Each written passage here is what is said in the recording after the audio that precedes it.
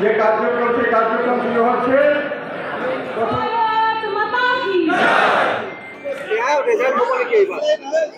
কংগ্ৰেসত vote দি লাভ নাই, কাৰণ কংগ্ৰেছত যোন জিকিব সেইটো আকৌ বিজেপি জইন কৰি দিব, হয় নহয়? গতিকে কি লাভ হ'ব কি ভোট দি?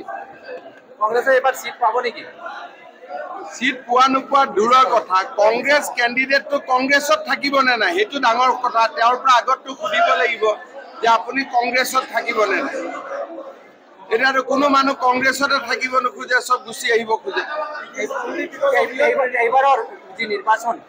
এইবাৰৰ যিমান কংগ্ৰেছ কেণ্ডিডেট আছে, এজন কেণ্ডিডেট বাদ দি মই চবকে পাৰ্টিত লৈ আহিব পাৰোঁ। কি লাভ হ'ব কংগ্ৰেছক ভোট দি? কংগ্ৰেছত থাকিব জানো কোনোবা? এইটোৱে ক্ৰেডিট, মোদীৰ ক্ৰেডিট। মোদীটো সূৰ্য, আমিতো চন্দ্ৰ। কৰিমগঞ্জ লোকসভা সমষ্টিৰ সংখ্যালঘু হৈছে নিৰ্ণায়ক। চব সংখ্যালঘু সংখ্যাগুৰু বুলি কথা নাই, প্ৰধানমন্ত্ৰীটো মোদী হ'ব। সবকা সাথ সবকা বিকাশ, এইটোৱে কথা। আৰে বিৰোধী পক্ষ কি লাভ আছে? এইটোতো আমাৰে পক্ষ, আমি মাতিলে আমাৰ তাতে জইন কৰি দিব। आज थोड़ा बूथ में कुछ इस बार ट्रेनिंग प्रोग्राम होगा, कुछ सोशियो इकोनॉमिक सर्वे होगा चुनाव का साथ साथ, इसका थोड़ा बारे में मैंने लोगों को समझाया। माइनरिटी तो टेंशनर कारण নহয় তো, আমি তো ইমান মাইনৰিটিৰে কাম কৰি আছো।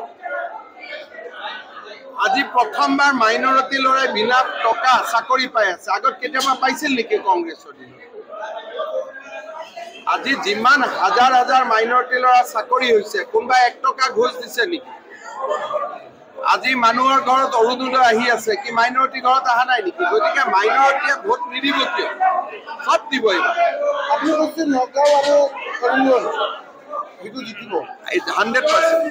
ইয়াতে সংখ্যালঘু বেছি আছে। ইমান মই টেনচনে লোৱা নাই, কৰিমগঞ্জ খুব ভাল কৰি জিকিম, with a margin of more than 1 lakh.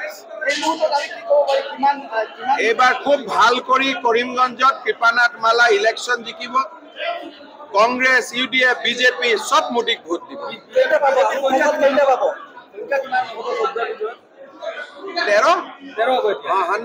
Gaurav Gogoi কি হ'ব? মই ধুবুৰী লৈ টেনচন লৈ। গৌৰৱ গগৈ কি হ'ব? হাৰিব আকৌ। কিমান ভোটত? 1, 2, 3 আটাইতকৈ বেছি ভোটত কোনটো জিকিব? গুৱাহাটী। মই আছো তো তাতে। সবচে কম ভোটত কোনটো জিকিব? সবচে কম ভোটৰ কাৰণেতো কণ্টেষ্ট হ'ব, এইটো ইলেকশ্যনৰ সময়ত দেখা যাব। সবচে বেছি ভোটত গুৱাহাটী।